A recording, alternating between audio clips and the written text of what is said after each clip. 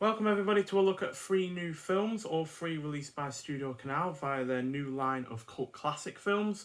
So yeah, they've never really done anything like this before. They usually focus more on 4K or well-established films, and I'm really looking forward to seeing if any more of these come out, because these first 3 are great. Only saw one of them before these 3 were released, but they're all new to Blu-ray.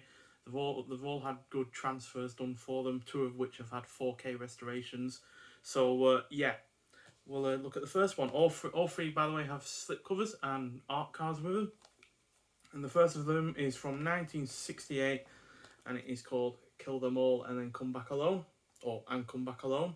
So directed by Enzo G. Castorelli, who also did The Big Racket, The Heroin Busters, and The Inglourious Bastards. 2 of those we've looked at before, because our video released a double set box set of those 2 films. And it's a spaghetti western. As far as spaghetti westerns go, it's not the best going out there. It's a solid 3.5 star out of 5 film, but it's still pretty damn good. And it stars Chuck Connors, who was in Soylent Green and The Big Country, 2 other really good films, as well as Frank Wolf, who was in Once Upon a Time in the West, The Great Silence, and Sartana the Gravedigger, 3 other spaghetti westerns. And it's about a Clyde McKay, who during the American Civil War recruits a group of skilled fighters and unrepentant murderers to steal a box of gold from a Union Western camp that the Confederate States of America are coveting on. And McKay is ordered by Confederate intelligence Captain Lynch that once he has completed the mission, he is to kill them all and come back alone, hence the title. And Lynch leads the unsuspecting group on their mission, which faces not only the Union Army, but a large amount of double crosses along the way. So, this is the 5th film I've now seen from Enzo himself. And while it isn't my favourite effort from him, in fact it is my least favourite effort from him, it's still enjoyable enough despite the plot not being all that engrossing. Yeah, it sounds like it's got twists and turns to it, but most of them only really come in the latter half of the film. But yeah, that said, the action scenes are not only just numerous but in quantity, but they are really fun. The cast is good, the score is great, it is well paced, the cinematography is on point like so many spaghetti westerns from the 60s. And though the plot, like I said, could definitely be more engaging, the film on a whole is far from boring. Like I said, you get art cards with these, which have the original film poster included, and then a few shots from the film. There's the disc itself, which again has the artwork on the cover itself. And that's the original poster. It's nicely done. I like the fact they've come with art cards. It seems like they're doing something along the line of the HMV Premium Collection a lot. Granted, these don't have a poster or anything, but they still have art cards, which I always appreciate, especially when they're of high quality like this, which have nice thick paper. That's the first of them. And secondly, we have another film from Enzo G. Castorelli. This time it's a crime thriller from 1973, High Crime. Now, this stars Franco Nero, who was also in a few spaghetti westerns, Django, Texas Adios, and Massacre Time. It also stars James Whitmore, who was in Them, The Asphalt Jungle, and the original Planet of the Apes, as well as finally Fernando Rey, who was most well known for being in the 2 French Connection films.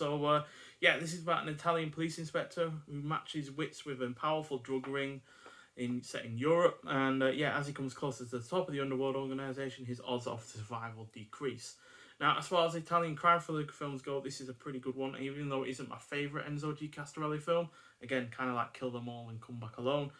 It is as good as his 2 other, crime thrillers from the 70s, Heroin Busters and The Big Racket. Which is good to see. And Franco Nero is great in the lead role. The supporting cast is good. It is well paced. The action scenes are excellent. Especially the opening action scene, which is a car chase, which is really well done. It has a good deal of style to it. The score is really good. The plot is engrossing. It is rather uncompromising in its depiction of violence, and it is well shot. The only real issue though with this is the version that Studio Canal have given us. Now, granted, it looks absolutely superb in its 4K restoration. It definitely looks better than any version that would have come before it, but the release that they've given us has a completely different final act to the version that is on the original Italian cut, which basically means that the entire shootout in the end is cut out, and the whole introspection bit when our lead character has done the shootout and is thinking about a relative of his who has died as a result of his actions as a police officer is completely cut out. What you have instead is a long shot after a brief conversation in a car where you see the same introspection bit as he throws something in the water, and you see that same aspect of him throwing something in the water, but from a long shot, and then it just ends. And I have no idea why, because it's not particularly violent in terms of the shootout, certainly no more violent than the rest of the film. So I'm not sure why Studio Canal have this version over the other version, because I found a crappy DVD quality version of it and watched it to make sure that was a different cut, and it was. So yeah, it's a little bit of a shame, as it makes the ending really rather unsatisfying in a lot of ways, because not only do you not have the final character shot, but you don't have the catharticism of, you know, having the shootout, getting the bad guys and anything like that. So yeah, it is a little bit of a shame, but on the whole the film is good, and up until that final 10 minutes I was utterly enthralled by it. But unfortunately those last 10 minutes really did put a little bit of a sour dampener on it. But yeah, still, again, you get art cards, you get a nice poster with it. I'll probably put the art card posters up on my own wall. So that's one of the characters.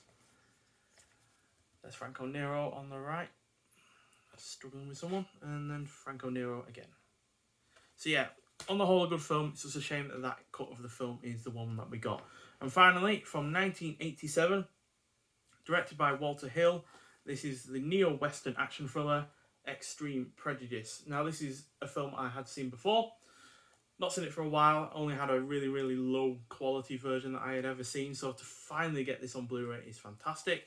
And yeah, Walter Hill did the likes of The Warriors, 48 Hours, The Driver, Southern Comfort, and Geronimo, An American Legend, all really rather good films. And he's worked with some of the cast before, as Nick Nolte was also in 48 Hours, but he was also pretty good in Under Fire and Mulholland Falls.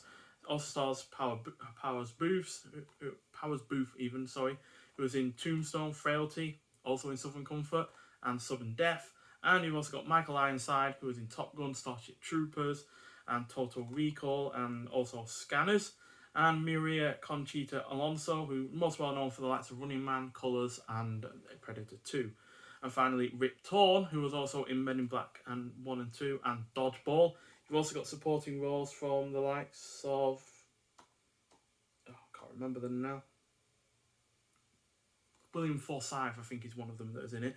But yeah, on the whole, this is about a Texas Ranger and a ruthless narcotics kingpin who were childhood friends, and now they are adversaries. So yeah, it's been a long time since I've seen this, like I said, but this neo-western action film is still a great watch, even though it's not my first time that I've seen it.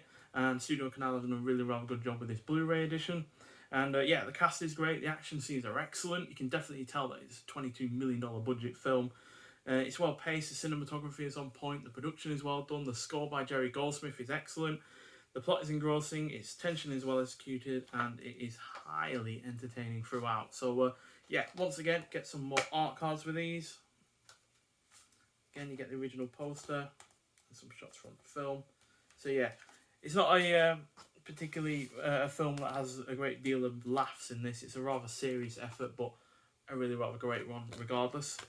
And yeah, these are the art cards. So yeah, there's the original poster. So yeah, it should say that... no, it doesn't say the rest of the cast on there. I was trying to think of... There's someone else in it that I know of that I've just happened to have forgotten about. So there's Nick Nolte in a shootout. There's Nick Nolte in a shootout again. So yeah, there's a lot of fighting in this and a lot of action scenes, but it's not all about that. It's a lot about the adversary between the Texas Ranger and his childhood friend and stuff like that. So yeah, all really well done. All three are really good films. Like I said, give Kill Them All and Come Back Alone 3.5 stars. High Crime, despite the ending being a bit naff due to the cut that we have, give that 4 stars. And Extreme Prejudice gets 4.5 stars. So yeah, I do hope Studio Canal bring more of these out, because these are 3 films that never had a Blu-ray release before now.